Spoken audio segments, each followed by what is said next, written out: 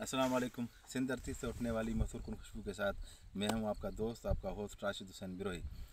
आज खड़े हैं बहुत दिनों के बाद उस फील्ड में जहां से मैंने ओनियन की जो है शुरू की थी सीड बनाने की, नईम चांडियो भाई की जो फील्ड है वहां पर। और आज तकरीबन 2 महीने का क्रॉप हो चुका है। मेरी प्रीवियस वीडियोस भी आपने देखी हैं किस तरह हमने मैनेज किया है इसको। और आज तकरीबन 15-20 दिनों के बाद मैं फिर यहाँ पर आया हूँ। क्रॉप माशाल्लाह फ्लावरिंग स्टेज पे आ चुका है।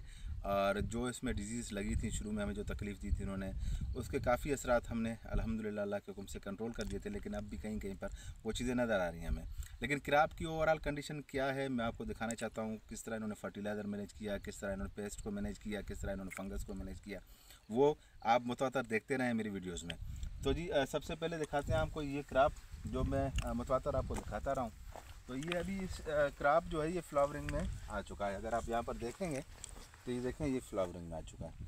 अच्छा, ये वो जगह वो सीड है जो हमने काट के लगाया था, जो मैंने आपको बताया था कि हम काट के, ये पोर्शन जो आप देख रहे हैं ये काट के लगाया है। अब देखें कितना मजबूत इसकी स्टीम, देखें कितनी मजबूत है। और ये एक ओनियन को जब काटा गया तो उसमें से ये तकरीबन 1 2 3 और 4 टिलर्स निकले।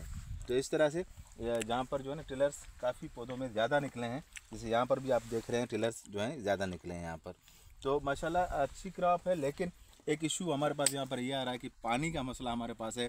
और इस ज़मीन को इस वक्त बहुत शदीद ज़रूरत है पानी की, और एक नाइट्रोजन के फर्टिलाइज़र की भी इसको सख्त ज़रूरत है, क्योंकि फ्लावरिंग स्टेज पे आ चुका है। और थ्रिप्स का अटैक है इस वक्त ओनियन के क्रॉप पर। तो इसमें भी थ्रिप्स का इफेक्ट है। लेकिन हम सोच रहे हैं कि आया इसको पानी दें, पानी देकर हम स्प्रे करें, या हम ये कैलकुलेटेड रिस्क ले लें कि हम पहले स्प्रे कर दें। और क्योंकि पानी में हमें उम्मीद है कि 8-10 दिन अभी भी हमें लग जाएंगे।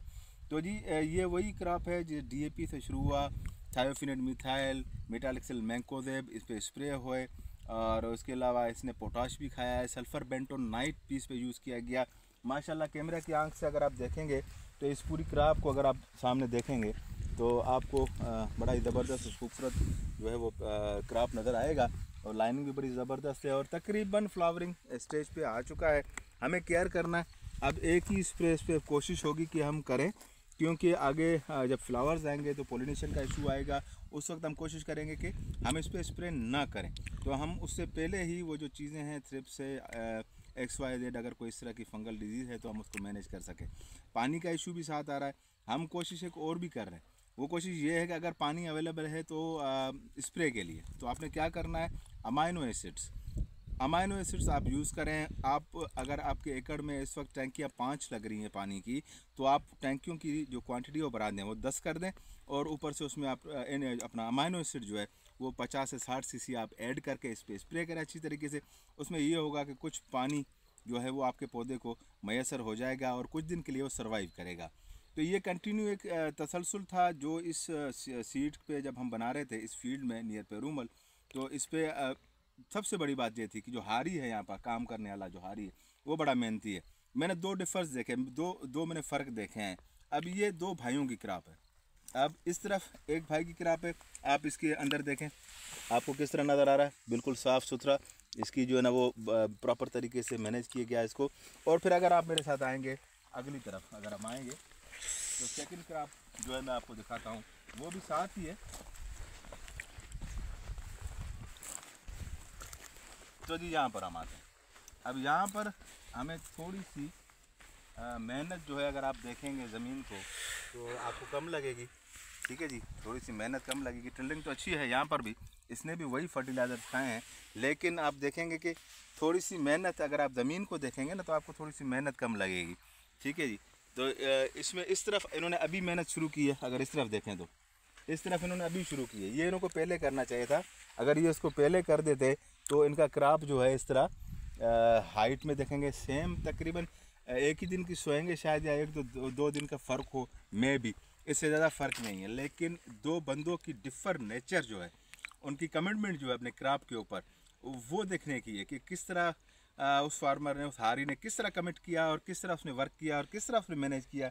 और थोड़ा सा एरर आया यहाँ पर, और यहाँ पर जिस हारी ने काम किया है वो थोड़ा सा लेट अवेयर हुए हैं। हमने उनको बताया था कि आप ये काम पहले कर लें, तो थोड़ा लेट अवेयर होने की वजह से देखें क्रॉप भी कुछ डैमेज हुआ है पानी ज़्यादा आने की वजह से, क्योंकि ये खीले जो है वो ज़्यादा ऊपर थे तो पानी जो है वो टच कर रहा था ओनियन को।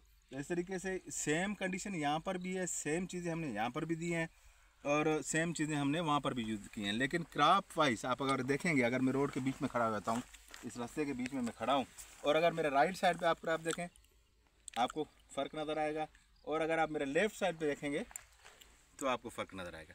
अब ये है डिफ़र, ये है फ़र्क, ये है एग्रीकल्चर। एग्रीकल्चर में कमिटमेंट, इसमें मेहनत, इसमें टाइमिंग बड़ी अहमियत रखता है। जो भी दोस्त मेरी वीडियोस देखते हैं यूट्यूब पर, मेरे चैनल को सब्सक्राइब कीजिएगा। यूट्यूब पे मेरा चैनल है एग्रीकल्चर राशिद हुसैन बिरोई। आप दोस्तों के कमेंट्स, आप दोस्तों के मशवरे मेरे लिए बड़े मजबूत जो है वो उम्मीद होती है कि मैं उनसे कुछ सीख सकता हूँ। अपनी दुआओं में याद रखिएगा। ये फसल इंशाल्लाह हम कंटिन्यू करेंगे जब तक हार्वेस्ट हो, जब तक हम इसको हार्वेस्ट नहीं करते, फिर इसकी यील्ड जो आएगी वो भी आप तक पहुंचाएंगे। और इंशाल्लाह ताला अगर कोई क्वेश्चंस हो बिल्कुल आप मुझसे कर सकते हैं। अगर वो मुझे क्वेश्चन नहीं आते, उसके आंसर नहीं आते, लेकिन बहुत से एक्सपर्ट दोस्त हैं वो इसको जवाब देंगे आपको मेरे यूट्यूब चैनल पर। अपनी दुआओं में याद रखिएगा। इस दुआ के साथ किसी सलामत साथ सलामत, पाकिस्तान जिंदाबाद।